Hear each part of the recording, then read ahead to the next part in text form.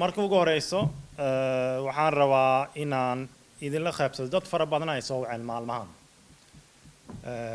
waa tii aad la socotiin dad anaga naga mid ah Soomaali maalmahan tacsiyo taalo oo geeriyoodan marka cudurdaar dad fara badan oo tabanayana ay soo waceen marka taasi la socda gabadha hadda naga geeriyo tireer tenista ah shalay sidoo kale wiil lagu dilo Soomaali Hasselby أنا ما أنت جوج هدر وحكيم هذا روكسفيد ويل سومالي أصاحبنا هاي كانسر ولا وصلنا هايست وجيريود أصلا الله ونعريسته هيس بنودي كلا أكتين أصلا وجيريود مركا إلى واحد كبار يعدد كي جيريود إنه دان إنه إلهي خوب شعره جنة الفردوس مد اللواد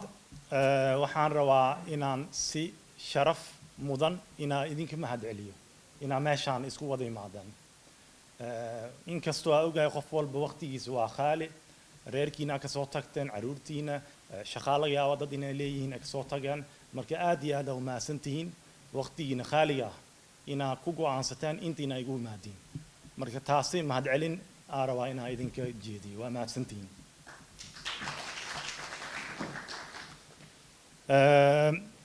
kulay ana xarawi in yar ina ka hadlo maalinlahaas oday ay igu dhigay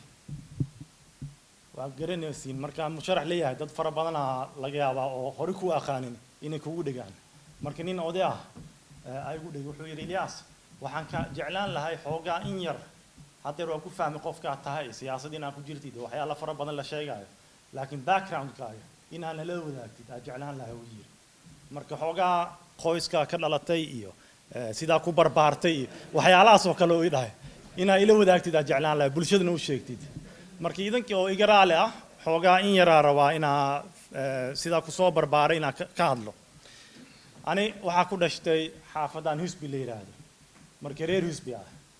hooyaday gadaal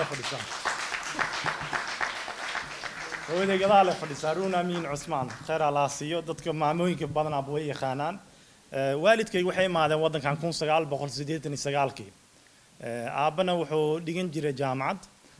روشكو دكتورني ما كبرتي وحوجيريو ذي لو يتون سنة كورا الله ونحريستو إن يرى روينا كهلا أبيو فاميل كيجا أنا وحكي صوبر باري جوري ومروال بلاقيش خيدان تجود واحد دقنان جري سدح سنة صوماليا ليجي أنت صوماليا هذين كهر أبوحو كشخين جري ماشان مقالة ستوكهولم نين دكتور يعقوب ليرادو إريتريانا oo la shaqeyn jira markii damban wuxuu go'aansaday inuu Soomaaliya aado oo dadkiisa xagaas joogan wax u taro wuxuu ka shaqeyn jiray isbitaalkan la yiraahdo Al Hayat oo ku yaalo wadada Al Kamiin marto markii damban wuxuu ka shaqeyn jiray isbitaalka xooga dalka ana si fiican uma aqaan magaalada laakiin gudaha magaalada ka jirta isbitaalka xooga dalka waxaan ogahay anoo yar in dad haweenimo ay guriga ugu soo garaaci jireen marka Soomaaliya dignaay aabana inuu bixi jiray xataa mararka qaarkood shaqadiisa mushaar ma aysan siin jirin markaas aa weydiiyay aaba saa dhacday waa shaqeynaysaa haweenkii guriga la garaaca waa bixi se ku dhacdina macnaa waxaan dhan asuubinaysid qofku mushaar u baahan yahay wuxuu yiri mushaar muhiim ah waxa muhiim ah dadkaaga inaa wax u tartid aa ka muuqatid markii guri saas ah ka dhashta la socda sidoo kale walaalkayga dad fara badan oo aanay garanaynin oo in muddo wadankan degan walaalkayga igu weyn ay garanayaan ay yaqaanaan asna Allah u naxariisto Cabdirahiin Xasan ala oran jiray koodi luuliyo dadka magaaladan degan way og yihiin maalin caadi iska ahaan jirta waagi hore wax Rinkiby Centrum taagnaa ma jirto koodi luuliyo hadeer Soomaali badan Leila Noogaamisi Maxamed Bare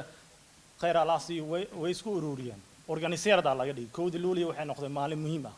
laakiin walaalkayga kiligiisu taagnaan jiray Rinkiby Centrum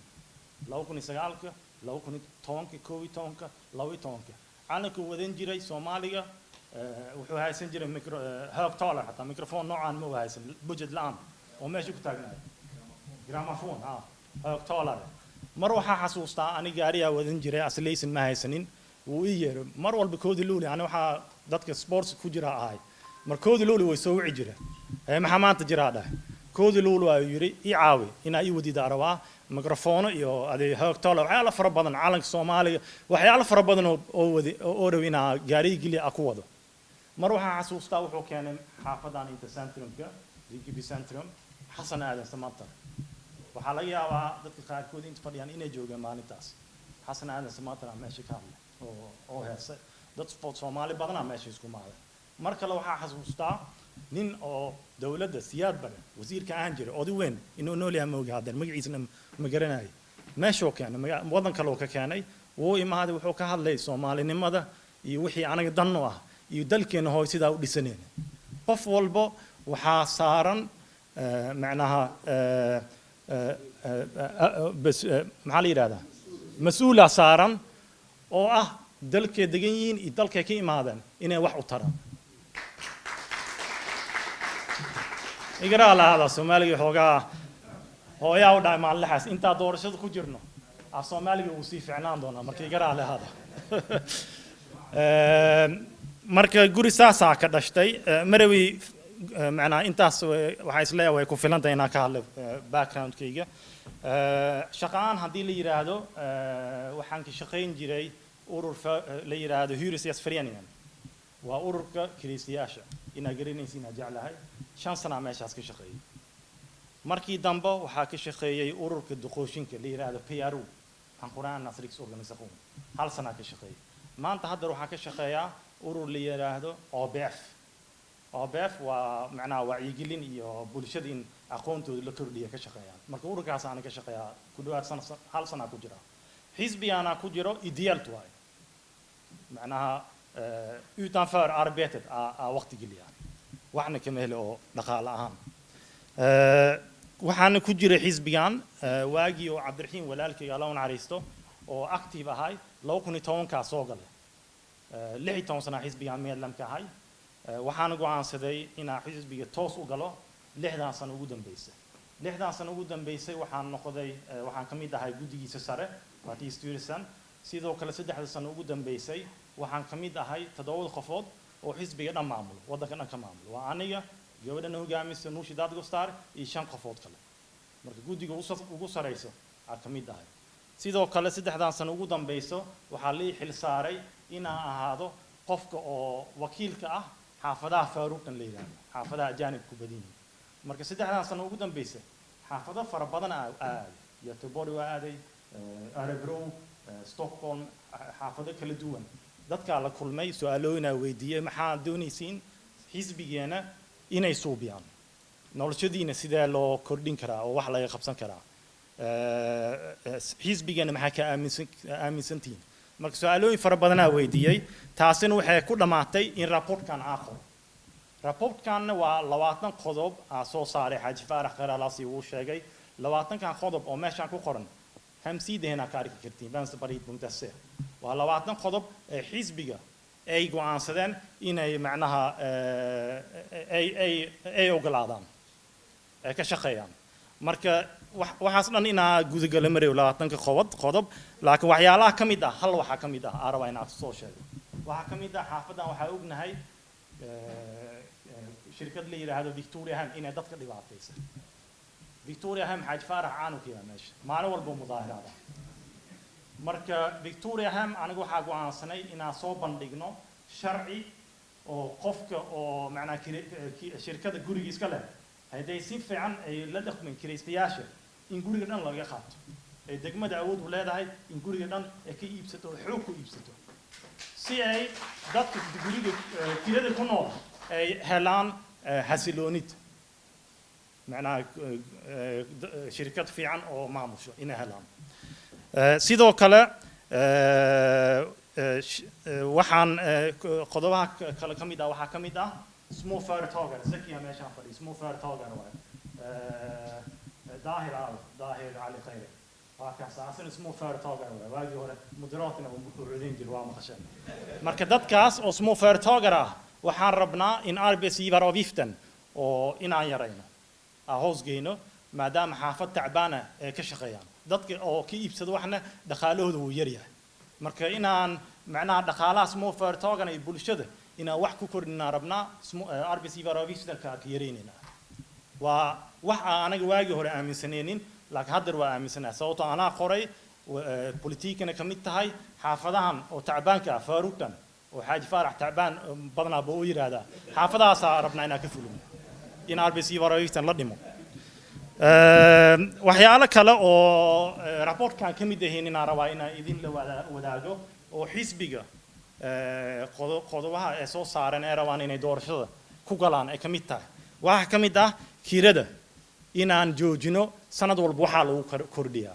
taasi waa joodin doona hadii ay dawladda kamid noqono oo doorashadan raayno marka la socda in marka hore waxaan rabnaa inaa firiisa hiiraan waa joojinana kirada sanad walba wax lagu kordhiyo intii sharci cusub soo saareen sharciga cusub soo saareen waa la socotiin baarlamaanka waqti badan ay qaadeen sharci marka la soo saaray in baaritaan la suubiyo marka hore kadib la soo bandhigi karaa baarlamaanka marka soo bandhigna sharcigaas waxay xoojinay dadka kireysiyaasha awoodooda si ay kirada hoos u aado sanad walba waxaana lagu daraa macquulna ma aha marka taas arabna inaan ka hor istaagno arin kale oo raportkan ku qoray oo kamid ah xaafadahan dadka tujaarka degiin kamid ah Danderyd iyo Yushol waxa ku yaala guriyo oo villa bes kira guri ku yaala ma jirto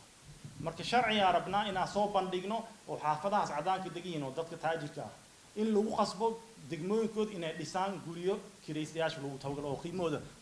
yarta sababtoo xaafadaha xataa way ka shaqeeyaan indaqaadka hooyada kale way ka shaqeeyaan standard local border macallimiin oo mushaarkooda yarta in kastoo ayaan macallimiinta mushaarkooda waa loo kordhiyay laakiin dad kale oo bulshada mushaarkooda ku yarta way ka shaqeeyaan xaafadahaas laakiin meelaha degan waxay ku qaadanaysaa saacad ka badan in Yushol midaan dariida أنا إنه حامسنا قفكم ماشي كشقية إنه حق ليه إنه حتى دقنا له شقية كدي بوقتي وحول قادنا فهم الكيس إنه ترين كلا أوسع وكورة رماها مركتها صاربنا إناش واحد كقبصة سيدو كلا حزبي جيجا وحام بلن خادنا إن عجورية هذه لقى هذلو دقموين كبدنا أبو دقمة أنا كلا هيرو سرعة رواد لسان سيدا هو جامي كوارون لكن وحاربنا دولة إنه يلوريكتو أوده sababtoo degmooyin jiro oo guri kira dhisan marka waxa rabnaa dawladda awood inay la wareegto ay dawladda guri dhisto inta degmo ka dawrad laan oo waa 300 iyo may 249 degmo wadanka ka jira sida filayo waxaan rabnaa dawladda inay awood u yeelato inay dhisto 20,000 oo guri sanad walba oo la maalgeliyo guriyahaas sidoo kale waxaan balan qaadnay waa tii hadda la socotiin dawladdan asal ku tir qiimihiis way yareeyeen waa run dawladdan hadda fadhiso laakiin waa fikrad anaga leeyahay intaysan iga suubin 2 sano ka hor waxaan ka hadli jiray anagana waxaan rabnaa inaan ka dhigno maanta waxay ka dhigeen waagi hore wuxuu ahaa 160 karoon oo maleena bishii moonas ku tir waxay ka dhigeen hadda 530 karoon Soomaan aniga waxaan rabnaa in laga dhigo 450 karoon laakiin waxa ku duwanahay qiimaha aan leeyahay waxaan rabnaa qofka inta degan ilaa wuxuu aadi karaa maalmo ilaa Umeå ilaa Göteborg حاجة فارح حضور ومعنا والمظاهرات معلومة كويسة أفضل بقى وكنت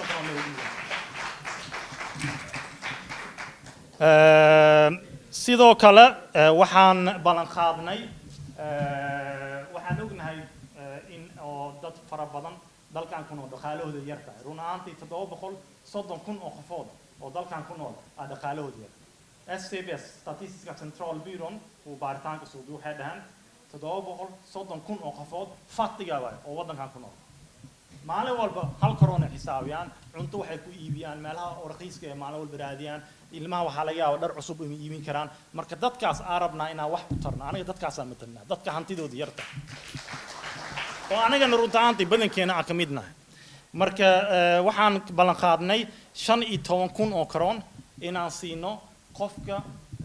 qoys yeelanayo marka ugu horeysa qoys reer yeeshaan macna caruur loo dhalo waxaan rabnaa in la siiyo 15,000 oo karoon si ay awood u helaan inay iibsadaan dhar ilmaha loo baahan yahay bonbon iyo barsele waxyaalo fara badan jiro ana waagi hore anaga markaa yareen waxa laga yaabaa bonbon inay raqiis ahayd hadda bonbon ama sanad ka hor iibsada 20,000 oo karoon waay macquul maan Soomaan marka dadka oo qoys reer yeelanayaan inaan u fududeeyana rabnaa 15,000 waxay nala tahay inay xoogaa wax ka caawin doonto inkastoo waxyaalo kale loo baahan yahay in loo suubiyo marka taasaa ballan qaadnay marka ugu horeysay reer yeeshtaan 15,000 oo karoon inaan siino waxaan la socotiin waxaa ogaatiin dalkan oo deriskan ah Finland bakeet saas camal ay leeyihiin qofka marka reer yeeshto baakad oo waxyaalo fara badan ku jiro ee dawladda siinay qoyska daraa ku jiro sariiraa ku jiro cunug lacag laan bilaasha lagu siiyaa marka Finland taas fikradaas ka soo qaadanay lacag ahaan inaan qoyska siino 15,000 karoon sidoo kale waxaan rabnaa waxaan ognahay dumarka bulshadan ku nool inay yihiin dadka badanaabo dhaqaalahooda ee xoogaa adagta ee yarta marka dumarka badankooduna waxay ka shaqeeyaan dhinaca caafimaadka ama hemshans personal way ama eldom sorian ama khuykuset marka waxaan rabnaa dadka oo dhinaca caafimaadka ka shaqeeyo in mushaarkooda kor aan u qaadno waxaan ballan qaadnay inaan maalgelinayno 30 milyaar 30 bilyan karoon 10 sano gudaheeda aan ku maalgelinayna dhinaca caafimaadka si oo dadka wax bulshada u taro oo anaga aaminsanahay dadka ugu muhiimsan waa bulshada kuwa caafimaadka shaqeeya si oo ayaga dhaqaalahooda kor loo qaado ma garataan sidoo kale migrationka laga hadlay macna Cabdirasaaq ka hadlay waa run anaga waxaan nahay run ahaantii hadii la runta la sheegay anaga iyo milyaa partiyad xisbiyada iyo centerka xooga xisbiyada ugu fiican dhinaca oo dadka soo galootiga ah social democratna Soomaalida badanaa way u codeeyaan ama anagana u codeeyaan waxa ogaatiin social democratna way raacsan yihiin in telfaliga ulpol system sharciga yar dadka in la siiyo mar walba walwal ay ku jiraan reerka wadanka uu soo wada macna 10 sano hadeer kadib wadanka ma ku noolaan karaa dad Soomaali badanaa jira xabsiga la gilgiliyo oo la rabo in la diro dambi ma aysan galin anaga naga mid ahaayeen xabsiga hadeer ku jiraan waxa kaliya loo qabsaday waxa la rabaa in la tarxiilo marka dadkaas anaga waa ka soo horjeednaa in la tarxiilo qofka wadanka soo galana shuruudaha laga rabo markii hore doo fuliyo oo position la siiyo ma ahan tilfali in lagu dhigo permanent in lagu dhigo waayo oo passport weyn oo loo fududeeyo sababtoo waxa ognahay dalkan inay u baahan tahay dad caruur badan lama dhalo wadankan dadka muddo dheer ee noolaanayaan marka duqooshinka ayaga xataa markay shaqada meel dhigaan waxa loo baahan yahay lacag inay soo gasho dawladda marka asxaan ma waxaan anaga aaminsanahay asxaan ajaanib ku suubineen ma waxa aaminsanahay dalka Euroonta in dadka soo galootiga loo fududeeyo si ay bulshada u dhaxgalaan ee shaqeeyaan ay canshuur u dhiibaan dhaqaalaha ka mid tahay dhaqaalaha oo fiicanta saas anaga aaminsanahay social democratna taas way ka soo horjeedaan marka la socdo sidoo kale social democratna waxay rabaan inay caruur 14 jir ah in hadii dambi galaan in xabsiga la geliyo anaga waa ka soo horjeednaa maanta waxa waaye sharciga waxa waaye qofka 15 jir markuu noqdo lagu macnaha go'aan la gaari karaa dumstuula hadii uu dambi galo laakiin ayaga waxay rabaan 14 jir markuu yahay xabsiga in la geliyo 14 jir xabsi hadii la geliyo markuu soo baxay u maleynaysin inuu noqonayo waxa waaye markaas waxa waa qof waashto waa bulshadana uu qasi doona Soomaan marka faa'iido noo ma aan 14 jir iyo 13 jir iyo wixii ka sii yar in xabsi la geliyo in la caawiyo oo iskoolka la maalgeliyo oo shaqo la abuuro oo waalidiintooda shaqo la sii taas anaga faa'iido noo taasna aaminsanahay la socda marka waxaan rabaa inaan ku gabagabeeyo waxa laga yaabaa dadka qaarkood inay yiraahdaan Ilyas waxyaalo fara badan aan anaga ballan qaado meeshaan oo anaga faa'iido noo ah waa run waxyaalo fara badan aan idinka ballan qaado laakiin waxa ogaatiin aniga ma waxa ballan qaaday xisbigayga waxa marka aniga waxa soo alfay oo suuqa ka soo qaatay ma idin sheegayo wixii xisbiga oo sheegay la idin sheegaya waxaan aaminsanahay dhinaca dhaqaalaha qofkiisa iraado xagee laga keenaa dhaqaalaha waxyaalahan dhan ay sheegayso way fiican tahay laakiin dhaqaalaha xagee laga keenaa waxaan ognahay wadankan waxa ku nool 500 milyaar milyonaar waa la dhaafay billionaire waa 500 qofood oo dalkan ku nool billionaire waa 5 qofood kamid ah hantidooda waxa la dhigmataa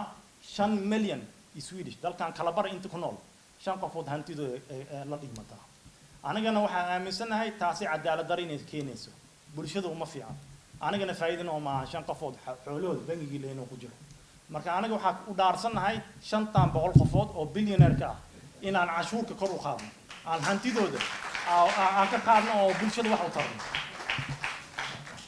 maallahaas ani Soomaali fara badan aan la kulmaa waxaan arkay haddeer ka hor Soomaali oo millionaire ah waa arkay run ahaantii ani millionaire ma ihi laakiin Soomaali kale oo millionaire ah waa arkay waan u sheegay Soomaalidaas waxaa dhahay idinka macnaha hantidiina ha ka baqin idinka ma niiraasano billionaire kana u dhaafsana marka billionaire ka raadsan doona la socda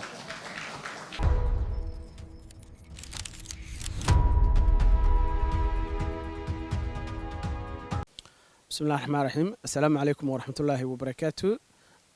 مقعي عبد العزيز موسى سيرار وحن كترسنا حزب السوسيال ديمقراطنا ستوكهولم وحن كترسنا هاي سيدو كلا سياسيين تفرية ترافيق نامدن iyo Svenska Bostäder sanadkan waxaan ka mid ahay xildhibaanada u tartamaya golaha deegaanka ee magaalada Stockholm nambarkayguna waa lambarka 10aad ee aan uga jiro communalistiga dadka tartamaya waxaan baaq u soo jeedinayaa bulshooyinka Soomaaliyeed reer Sweden in ay codeeyaan oo doorashada ka qayb qaataan si aysan noogu soo laaban dawladdan inta badan ku shaqeysa siyaasadda xisbiga cusuriga ah oo runtii dhibaatooyin badan geysatay intay xilalka hayay intay wadanka xukumayeen waxa ka codsanayaa bulshooyinka Soomaaliyeed ee reer Stockholm inay xisbigayga iyo anigaba noo codeeyaan sidaan ayaga bari ka maalin cod ugu noqono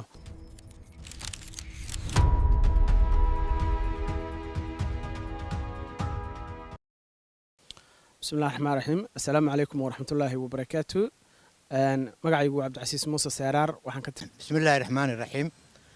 مقعي وحواي حاج فارح فرمرين كبي والدين تأيو وضياشة كمده waxaan soo foodsahayaa 13 September ilaa duna gaarsiyo arinta ugu culuseed oo ah dawladdan hadda jirta in la bedelo waa arinta ugu muhiimsan waay dawlad cunsuriyad ah oo ummadda islaamka iyo ummadda muslimiinta iyo ajaanibka dhan ka soo horjeeda waay waxaan ku faraxsanahay in dadweynaha Swedish-ka hataa ay rabaan bedel annagana inaan ku saacidno ka qaybgalka codeynta maalintaas ama ka horeysaba si dawladdan loo bedelo waa horta waa muhiim dalka dhan waxaan rabaa gaar ahaan markaan u soo jeesto Stockholm Stad ama Stockholm Lane annagu waa codeynaa runtii waana uma hadcelinayaa ummadda Soomaaliyeed meel ka soo joogta inay codeeyaan laakiin dhibka neesta weli Stockholm waxa weeye waxaan ku guuleysan weynay inaan baarlamaanka dadgeeno sida Göteborg ay u geeyeen marka sanadka waxaana keenay taasna ma aha inaan wax geyn karin waxa istaba socodkeena marka sanadkan waxaan rajeynayaa inaan isku waafaqno qofkii baarlamaanka aan geyn lahayn waana geyn karnaa qofkii gobolka aan geyn lahayn Stockholm Stad hadda hadaan iraahdo ilaa 6 qofood baa noogu jirta boqolkii 60 waay 6 waay mana gaarsiin sida aan u gaarsiin karna ayaan tanna risdoganka ama baarlamaanka u gaarsiin karnaa marka waxaan ka codsanayaa inaan muwaafaqa ay dhacdo oo qofkii aan baarlamaanka geysan lahayn iyo qofkii gobolka aan geysan lahayn iyo qofkii degmada aan geysan lahayn aan isku waafaqno aad iyo aad baa u mahadsantihiin waxaana rajeynayaa yaa la iloobin ka hor la codeyn karaa haddaad safar tahay dibadda laga codeyn karaa haddaad rabtid waxaan idinku gawaabinayaa in la codeeyo yar yar iyo waaweynba in la codeeyo aad baa u mahadsantihiin